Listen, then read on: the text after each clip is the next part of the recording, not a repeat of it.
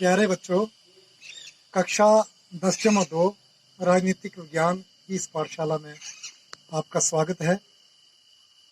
आपने द्विध्रुवता के बारे में जान लिया है कि द्विध्रुवता क्या है। विश्व 2 ध्रुवों में बंट गया था। कौन कौन से ध्रुव थे? आज हम उस द्विध्रुवता के विघटन के बारे में और द्वितीय विश्व के बारे में जानेंगे कि द्वितीय विश्व क्या है। आप जानते हैं कि जब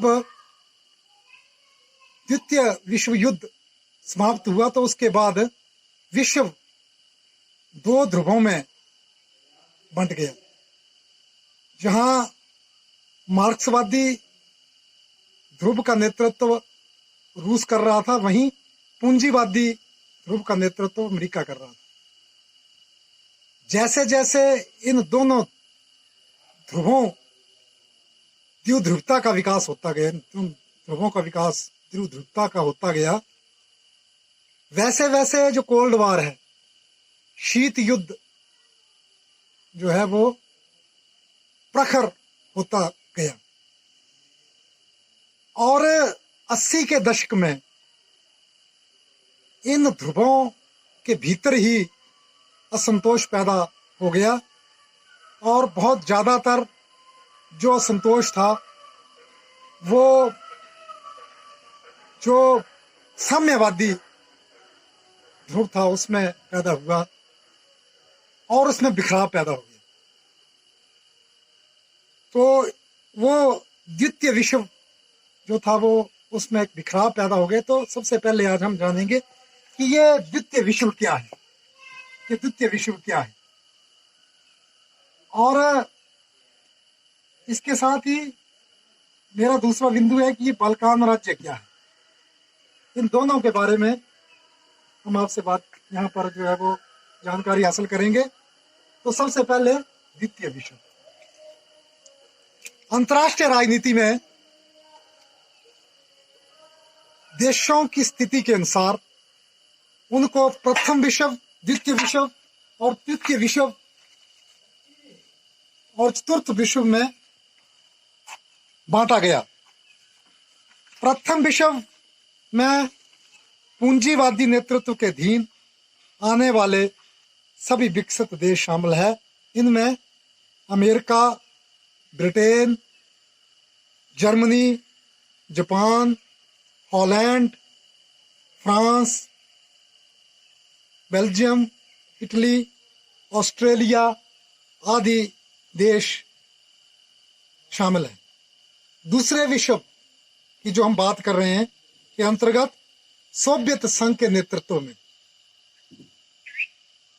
निर्मित संघ या ध्रुव के देशों को शामिल किया जाता है। ऐसे देशों में हम पूर्वी यूरोप के जो राज्य हैं, जिसमें पूर्वी Germany, Poland, Hungary, Yugoslavia, Czechoslovakia, Romania, Bulgaria, Albania आदि देश शामिल है। ये आप इसको चित्र में भी देख रहे हैं। तो संयुक्त रूप से अंतर्राष्ट्रीय राजनीति में ऐसे राज्यों को हम द्वितीय विश्व के देशों के नाम से पुकारते हैं। और तृतीय विश्व क्या है? तृतीय विश्व में जो बड़ी लंबी प्रतंत्रता के अधीनता के पश्चात स्वतंत्र हुए देश, इसमें एशिया के, अफ्रीका के और लैटिन अमेरिका देशों को शामिल करते हैं, जिन्होंने नई नई आज़ादी प्राप्त की है। और ये देश जो है वो नॉन अलाइंड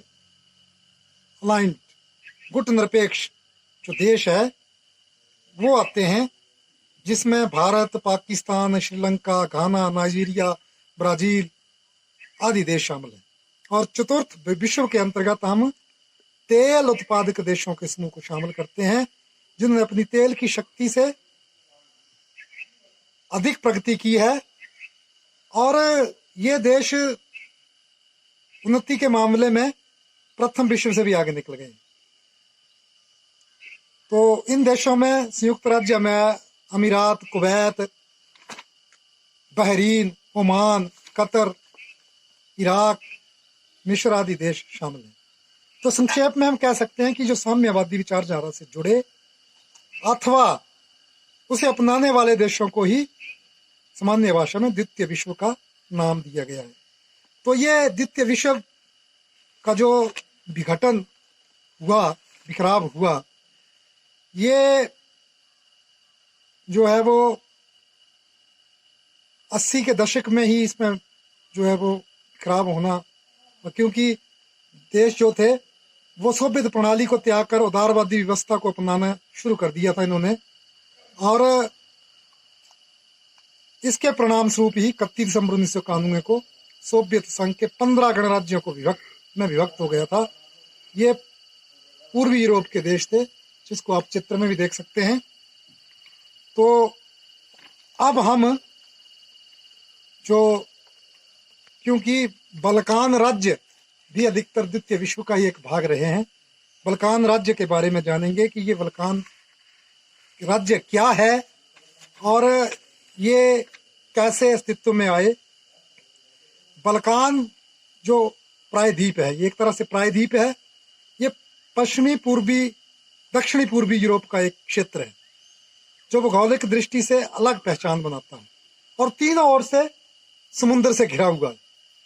इसके पूर्व में काला सागर, इंजीयर सागर और दक्षिण में मध्य सागर जो है वो है, और उत्तर में सावा और डन्यूब नदियां बहती है। तो ये तीनों, इसका भौगोलिक क्षेत्र दृष्टि से भी ये संपूर्ण क्षेत्र जो है वो अल्बानिया, यूनान, बुल्गारिया, युगोस्लाविया और रोमानिया, ये सारे जो है बल्कान प्रायद्वीप इनको कहा जाता है।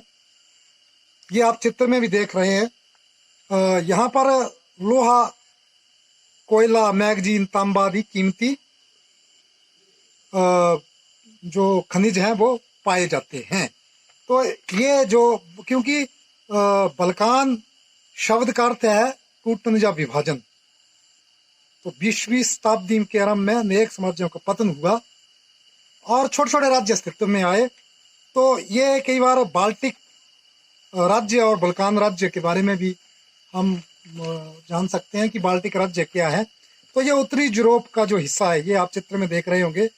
इसमें जो साम्राज्य है ऑटोमान, ऑस्ट्रो हंगरियन, जो प्रमुख जो है ये उत्तरी क्षेत्र, उत्तरी के जो साम्राज्य हैं यूरोप के, ये भी तो अलग है, इसको बाल्टिक राज्य कहते हैं। और ये जो दूसरी ओर ये जो दक्षिण पूर्व की ओर, या इसको यूरोप, मध्य यूरोप या दक्षिण यूरोप का भी, हाँ दक्षिण यूरोप का जो हिस्सा है, इसको अंतर्राष्ट्रीय राजनीति में यूरोप के दंगल का अखाड़ा के नाम से भी पुकारा जाता है।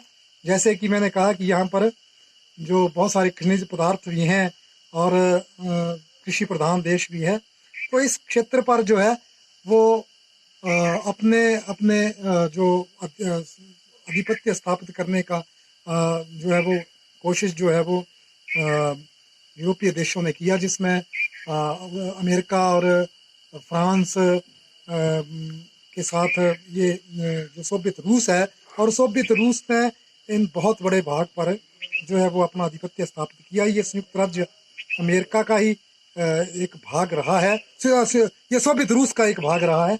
और इसमें जो है वो, क्योंकि द्वितीय विश्व के पश्चात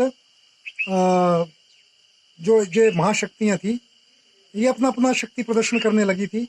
यह क्षेत्र उस समय शांत हो गया था, इसलिए यूरोप के दंगल का अखाड़ा इसको हम कह सकते हैं।